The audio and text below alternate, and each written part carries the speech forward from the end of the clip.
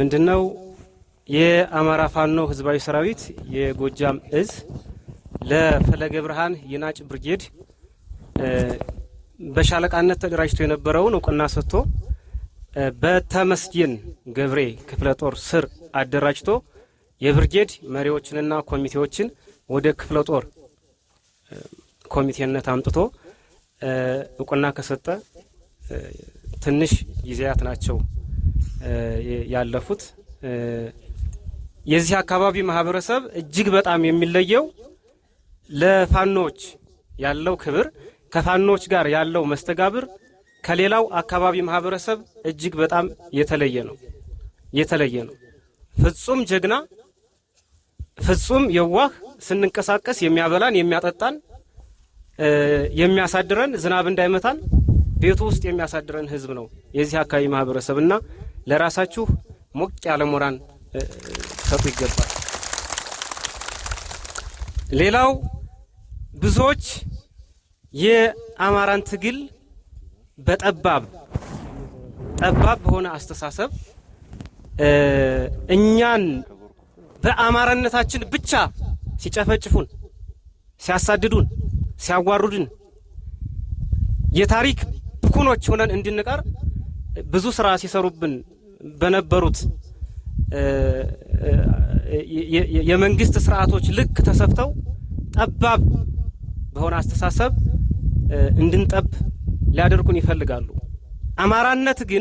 አማራነት ኢትዮጵያ ውስጥ ብቻ ተወስኖ የሚቀር አይደለም። አይደለም ህወሓቶች፣ ወያኔዎች፣ አይደለም አሁን ያሉት ጨፍጫፊዎች በሰጡን መሬት በቦጨቁልን መሬት ልክ ይቅርና ኢትዮጵያ በምትባለው አሁን ኢትዮጵያ እያልን በምንጠራት ሀገር በዚች ምድር ላይ ብቻ ተወስኖ ያለ ህዝብ አይደለም። ሰፊው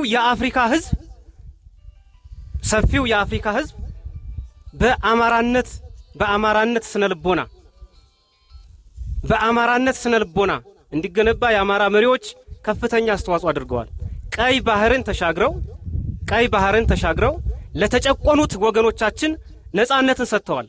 አማራዎች የግብጽን ትልልቅ ፒራሚዶች ትልልቅ የስልጣኔ በሮችን የከፈቱ አማራዎች ናቸው። ነገር ግን አንዳንዶች በጠበበ አስተሳሰብ በቁራጭ መሬት ላይ ብቻ ተወስነን እንድንኖር በዚያ ልክ እንድንጓዝ ያስባሉ። ይህንን ፈጽሞ ልንቃወም ይገባል። ሌላው የአማራ ፋኖ ህዝባዊ ሰራዊት የህዝብ ቅቡልነት የለውም። ምንም አይነት የሚያስተዳድረው ቀበሌ የለም ይላሉ ጠላቶቻችን። እንደሚታወቀው የፈለገ ብርሃን ይናጭ አካባቢና ይሄ ማህበረሰብ ምስክር ነው፣ ለትግላችን ምስክር ነው። የትግላችን የጀርባ አጥንት ነው። ይሄንን ህዝብ ይዘን ጭምር ነው በህዝብ ጥላ ስር በህዝብ ጉያ ስር ሆነን የምንታገለው፣ የምናሸንፈውም ለዚያ ነው። ዛሬ የሳሙኤል አወቀ ብርጌድ የሰራውን ጀብድ ሰምታችሁ ሊሆን ይችላል። ከፍተኛ ቁጥር ያለው የፖሊስ፣ የአድማ ብተና፣ የሚኒሻ፣ የመከላከያ ኃይል መደምሰስ ችሏል። ከማን ጋር? ከጎንቻ ህዝብ ጋር ሆኖ።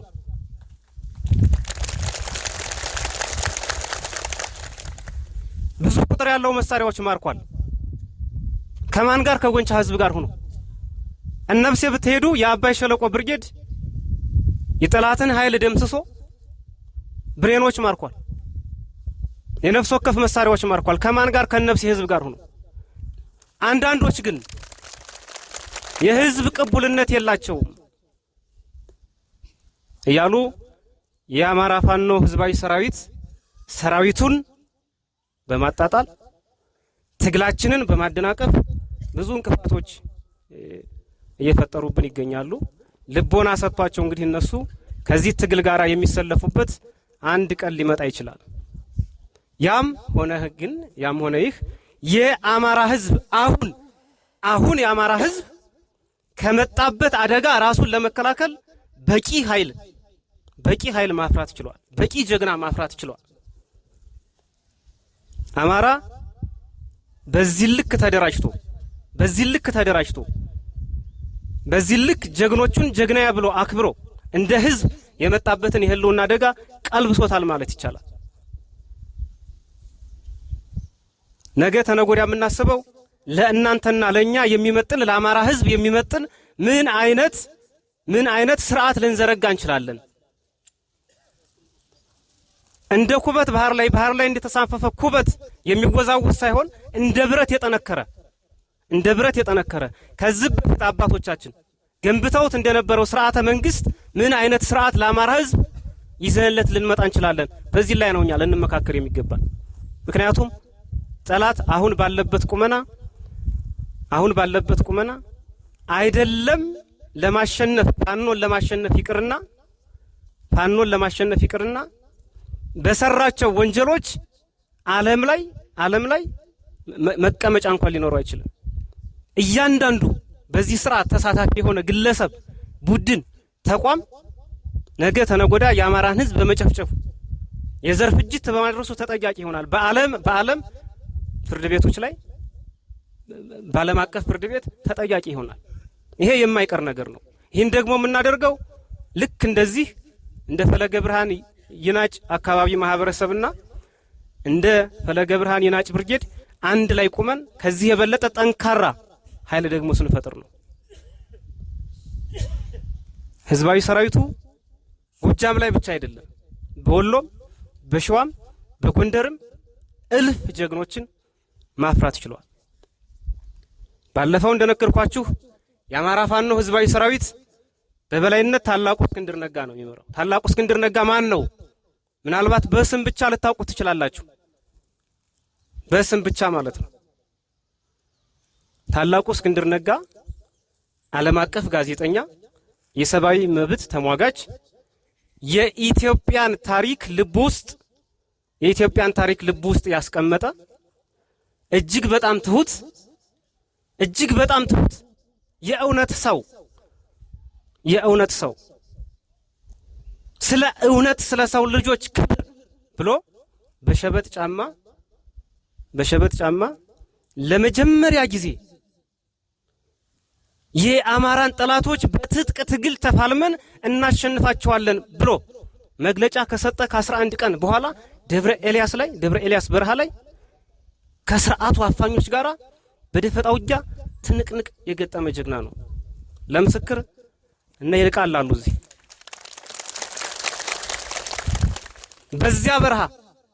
በዚያ በረሃ ለመጀመሪያ ጊዜ የአማራን ህዝብ በትጥቅ ትግል እንቅስቃሴ በፖለቲካ ልናሸንፋቸው አንቻልንም። ለምን? ፖለቲካ በሰላማዊ ትግል ስልጣናቸውንም ስርዓታቸውንም መፍጠር ስለማይፈልጉ በሰላማዊ ትግል ተሸንፈው የኢትዮጵያን ህዝብ የስልጣን ሽግግር እንዲያደርግ ስለማይፈልጉ፣ ስለዚህ ሰላማዊ ትግል ካልሆነ በአፈሙዝ ይህንን ስርዓት እንገለስሰዋለን የሚል መግለጫ ካወጣ ከ11 ቀን በኋላ ነው ደብረ ኤልያስ ላይ ከፍተኛ ትንቅንቅ በማድረግ እጅግ አኩሪ ገድል በመፈጸም የአማራ ህዝብ ይህንን ስርዓት ማሸነፍ ይችላል ብሎ ከተቀመጠበት ተነስቶ ዛሬ ላይ ስርዓቱን ከገጠሩ አካባቢ አሽቀንጥሮ ከተማ አካባቢ ላይ ብቻ ተወስኖ እንዲቀር ያደረገው። ነገ ደግሞ ይህ ህዝብ ከገጠር ተነስቶ ከተማውን ነፃ እንደሚያወጣው አትጠራጠሩ። ስለዚህ ዛሬም ነገም ትናንትና እንዳደረጋችሁት ሁሉ ቀንን ሙሉ እንደተዋጋችሁት ሁሉ ነገም ውጊያ ሊኖር ይችላል፣ ተነጎዳም ውጊያ ሊኖር ይችላል። የምንዋጋው ግን ትውልድን ለማስቀጠል ነው። የምንዋጋው የአማራን ህዝብ ትውልድ ለማስቀጠል ነው። የዘር ቅብብሎሻችንን ለማስቀጠል ነው። አሊያ ግን ከተሸነፍ አማራ የሚባል ማህበረሰብ አይደለም ኢትዮጵያ ውስጥ ተሰዶ ያለው በባህር ማዶ ተሰዶ ያለው አማራ እንኳን ላይኖር ይችላል። ከቻሉ አማራን ማጥፋት ነው፣ ካልቻሉ ማዳከም ነው። ይህንን ለ40 ለ50 ዓመታት ያህል አድርገውታል። የሚገደሉት ወለጋ ላይ ብትሄዱት ንጹሃኖች ናቸው። ነፍጥ ያልያዙ መሳሪያ ያልታጠቁ ሴቶች፣ ህፃናት፣ እንቦቀቅላ ህፃናት ወላሂን አማራ አልሆንም እያለች ወላሂን ከዚህ በኋላ አማራ አልሆንም ተውኝ እያለች ሕፃኗ የተገደለች ለሷ ነው የምንታገለውኛ።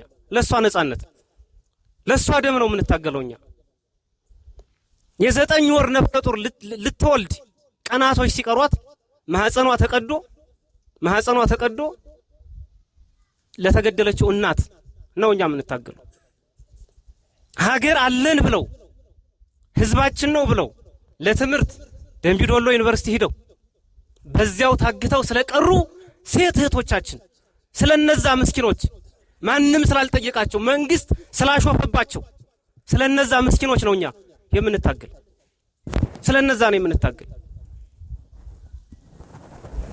መለስ ዜናዊ አይ የምስራቅ ጎጃም አርሶ አደሮች ናቸው የተጨፈጨፉት፣ ደን ጨፍጭፎ ነው የተጨፈጨፉት የሚል ምላሽ ሰጥቶ በአማራ ደም ላይ ስለተሳለቀባቸው ስለነዛ ንጹሃኖች ስለነዛ ጀግኖች ነው የምንታገለው።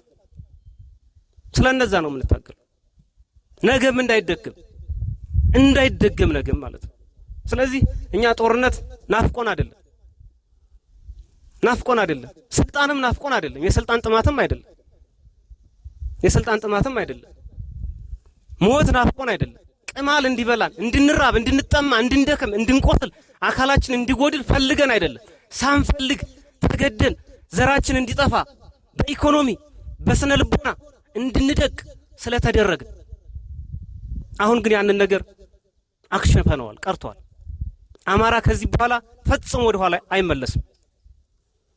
እያንዳንዱ ህፃን የ4 ዓመት የ3 ዓመት ህፃን ፋኖ ነው የሚለው ዛሬ ስለ አማራነት ነው የሚዘምሩት።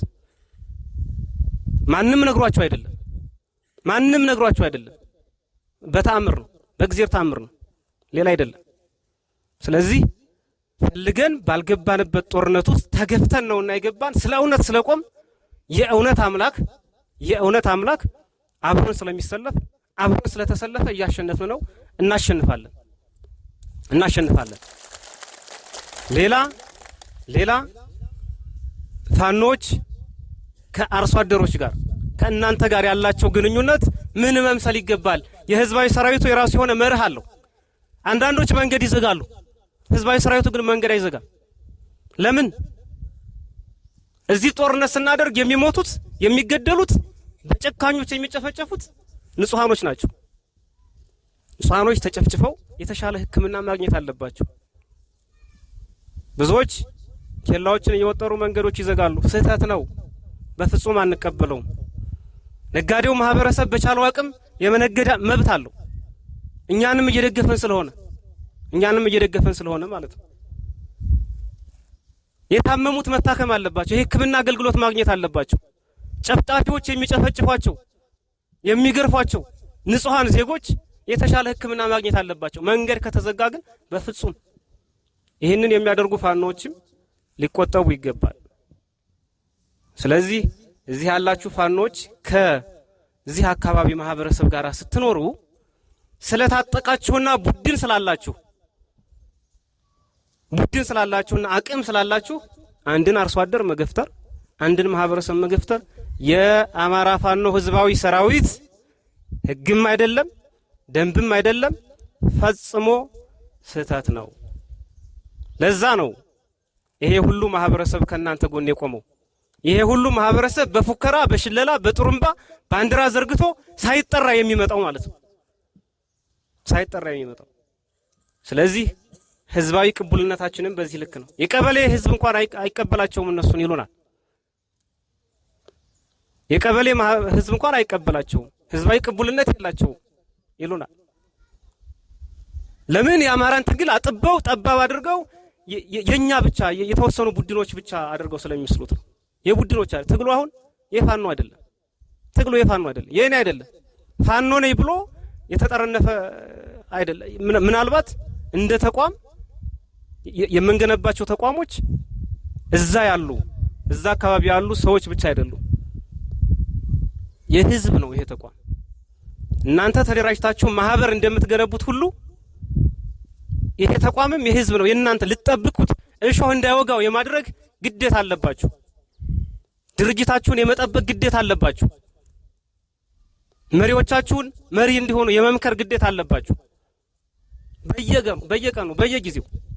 ምክንያቱም ትግል ስለሆነ እረፍቱን፣ ሰላም ማደሩን፣ ጠግቦ ማደሩን፣ ምቾቱን ነገ ተነጎዳ ከነጻነት በኋላ ስለምናገኘው ማለት ነው፣ ስለማይቀርብን ስለምናገኘው። ስለዚህ ጀግናው ህዝብ እጅግ በጣም ደስ ብሎኛል። እኔ በጣም የምታኮሩ ናችሁ። በተለይ ያላችሁ ወኔ፣ ያላችሁ ጀግንነት፣ ለትግሉ ያላችሁ ክብር እውነትም ለትግሉ ሰማዕት የሆኑትን ጀግኖች የሚያስብ ነው።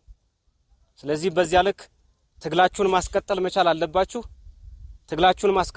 አለባችሁ። ዛሬም ነገም በዲፕሎማሲም በሚሊተሪም በዓለም አቀፍ ዲፕሎማሲ የሰፈር ዲፕሎማሲ አይደለም፣ በዓለም አቀፍ ዲፕሎማሲ ህዝባዊ ሰራዊቱ ከተለያዩ ዲፕሎማቶች ጋር እየተነጋገረ ነው። ስለ አማራ ህዝብ መበደልና ስለ አማራ ህዝብ መጨቆን ማለት ነው። እዚህ ብቻ አይደለም እኛ የምንታገለው። የኛ ትግል ወንዝ ተሻጋሪ ነው። የዓለም አቀፉ ማህበረሰብ የሚጠብቀው ነው። የዓለም አቀፉ ማህበረሰብ ሲባል ውጭ ያለው ዲያስፖራ አይደለም። ነጻነት ፈላጊው ጥቁር ህዝብ፣ ነጻነት ፈላጊው ነጭ ህዝብ ሁሉ ይሄን ትግል እየጠበቀ ነው ያለው። ምክንያቱም እንደተበደል እንደተጨቆን ነጩ ጥቁሩም በሚገባ ስለሚያውቅ ማለት ነው። ስለዚህ አሁንም ልክ እንደዚህ ድጋፋችሁን እንደሰጣችሁት ሁሉ ድጋፋችሁን ልትሰጡን ግድ ይላችኋል ማለት ነው። በጣም አመሰግናለሁ። እግዚአብሔር ያክብርልን።